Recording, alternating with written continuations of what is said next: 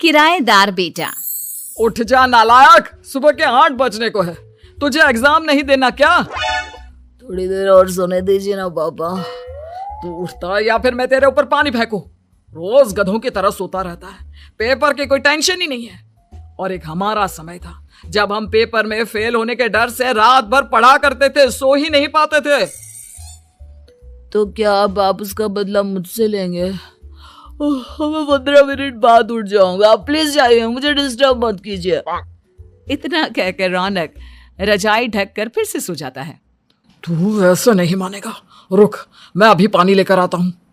बस फिर क्या था, इतना कहकर वो भागते हुए बाथरूम में जाते हैं और पानी की एक बड़ी सी बाल्टी लाकर रौनक के ऊपर फेंक देते हैं। पानी पड़ते ही रौनक झट से उठ जाता है। ये आपने क्या किया पापा? अब तो उठेगा नहीं तो यही करना पड़ेगा ना। वैसे थैंक्स डैड, आपके कारण ना अब मुझे नहाने की भी जरूरत नहीं पड़ेगी। चलिए अब आप माँ से बोलकर मेरे कपड़े निकलवा दीजिए, तब तक मैं ब्रश कर लेता हूँ। वैसे कल ना आप एक काम और करना, नहलाने के साथ साथ मुझे ब्रश भी करवा देना। ये ब्रश करने में ना मुझे बहुत आलस आता है। रौनक की बातों से अरविंद का मुंह खुला का खुला रह जाता है। वो अपनी पत्नी कमला के पास जाता है और रौनक की हरकतों के बारे में बताता है, जिसे सुन उसकी पत्नी हंसने लगती है। तुम अपने बेटे को समझाने के बजाय हंस रही हो। रौनक बच्चा है, धीरे धीरे सुधर जाएगा, आप क्यों उसके पीछे पड़े रहते हो? अभी नहीं सुधरेगा तो कब सुधरेगा? 10वीं क्लास में है रौनक, वो अब कोई बच्चा नहीं रहा। अरविंद की इतना बोलते ही वहां रौनक भी आ जाता है। क्या डैड, मैंने आपको एक काम दिया था, वो भी नहीं हुआ आपसे। अरे क्या हुआ बेटा? माँ, मैंने डैड से बोला था कि वो आपको बोलकर मेरे स्कूल की यूनिफॉर्म निकाल दे, लेकिन मेरे पीछे पड़ने के अलावा इनसे एक काम ढंग से नहीं होता। देख रही हो कमला, देख रही हो अपने लाडले को? अरे आप चुप रहिए जी। चलो बेटा, मैं तुम्हें कपड़े निकाल कर दे देती हूँ बस। ऐसे ही साल पर साल बीतते जाते हैं, लेकिन रौनक के रवैये में कोई बदलाव नहीं आता। वो पहले से भी ज्यादा आलसी और पूरी तरह अपने माता पिता पर निर्भर हो जाता है। 2 साल बाद पता नहीं कहाँ गायब रहता है पूरे दिन, अब तक तो आ जाना चाहिए था। अरे आप इतनी फिक्र क्यों कर रहे हैं उसकी? दोस्तों के साथ खेल रहा होगा, आ जाएगा अभी। ये कोई टाइम है खेलने का? 10 बजने वाले हैं, इतनी रात में कौन खेलता है? कमला कुछ कहती उससे पहले ही रौनक वहां आ जाता है। मम्मी जल्दी से खाना लगा दो, बहुत भूख लग रही है। तुम्हें तब तक खाना नहीं मिलेगा जब तक तुम बता नहीं देते कि इतनी रात गए कहां से आ रहे हो। ओ प्लीज डैड, अब आप इसी पे प्रद्युमन बनकर मेरे सर पर बंदूक लेकर मत बैठ जाना। अपनी फालतू की बकवास बंद कर और बता कहां से आ रहा है। माँ अब समझाइए ना डैड को। बता देना बेटा, इनको भी तसल्ली हो जाएगी। आप बोल रही हैं तो बता देता हूँ, मैं दोस्तों के साथ मूवी देखने गया था, इसलिए देर हो गई। तो इन सब चीजों में मेरे पैसे उड़ाता है? कभी 1 रुपया कमाने के बारे में सोचा है तूने? जब देखो हवा की तरह पैसे उड़ाता रहता है। माँ अब आप इन्हें चुप करा दीजिए, वरना ना मुझे गुस्सा आ जाएगा। अच्छा क्या कर लेगा? बता ना, क्या कर लेगा तू? वैसे बात तो ठीक ही है, मैं कर ही क्या सकता हूँ, पैसे तो फिर भी मैं आपसे ही मांगूंगा ना।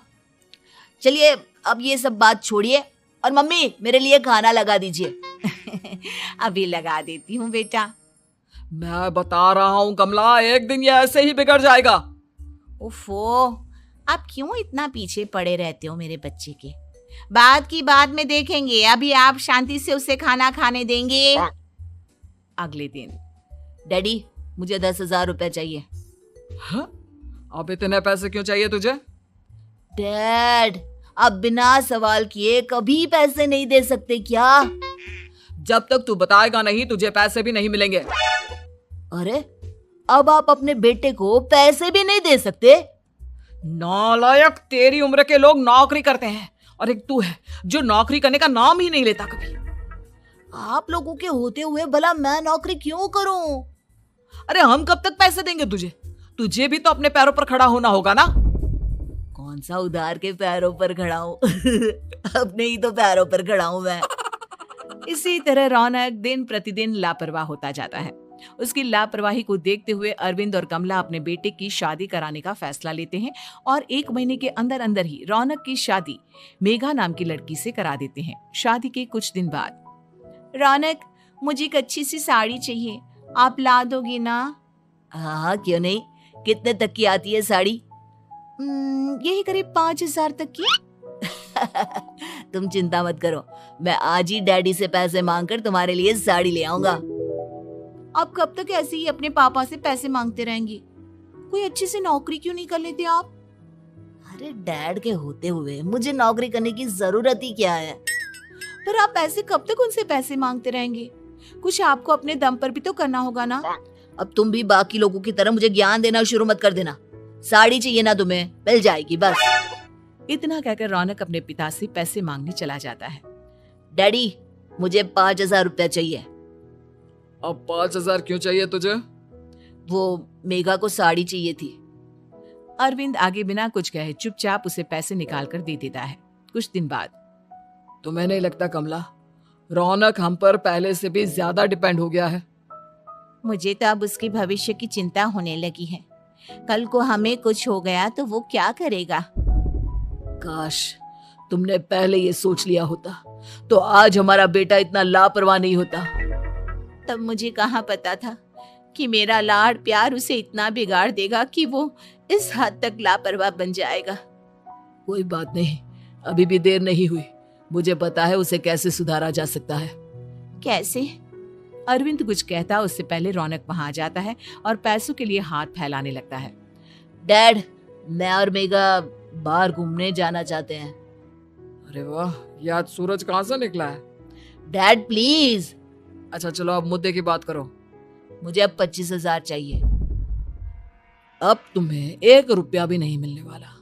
अगर तुम्हें पैसों की इतनी ही जरूरत है तो कोई ढंग की नौकरी कर लो। मम्मी, आप कुछ कहिए ना डैड को। बेटा, वो गलत क्या बोल रहे हैं? ये सब हम तेरे भले के लिए ही तो कर रहे हैं।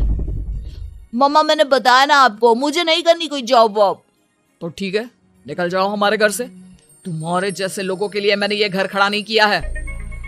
जितना ये घर आपका है ना, उतना ही मेरा भी है। मैं कहीं नहीं जाने वाला। जाना तो पड़ेगा ही तुझे, क्योंकि अब मैं तेरा कोई भी खर्चा नहीं उठाने वाला।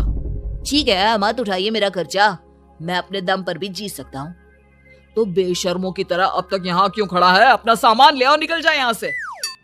रौनक पैर पटकते हुए वहां से चला जाता है। घर से निकालना जरूरी है क्या उससे? बिना पैसों के कौन रखेगा उससे किराए पर?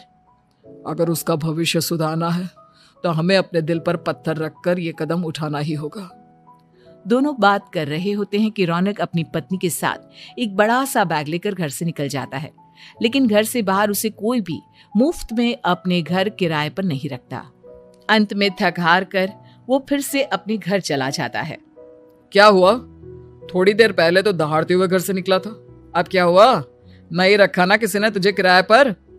डैड प्लीज, मैं कुछ दिनों में कोई अच्छी सी नौकरी शुरू कर दूंगा।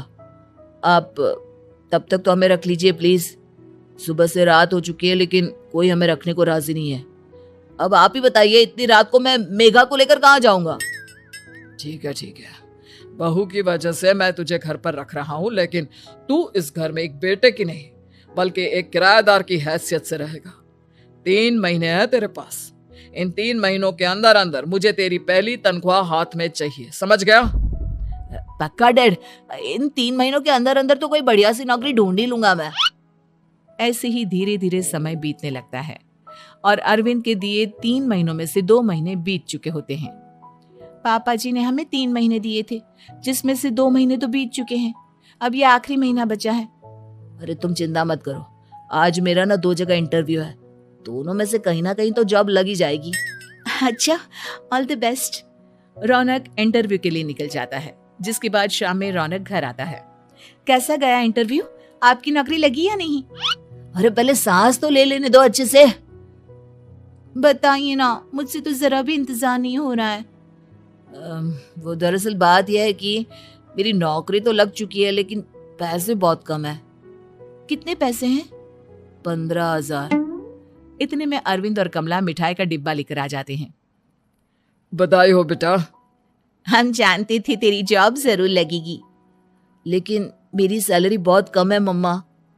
कम है तो क्या हुआ, धीरे धीरे बढ़ जाएगी।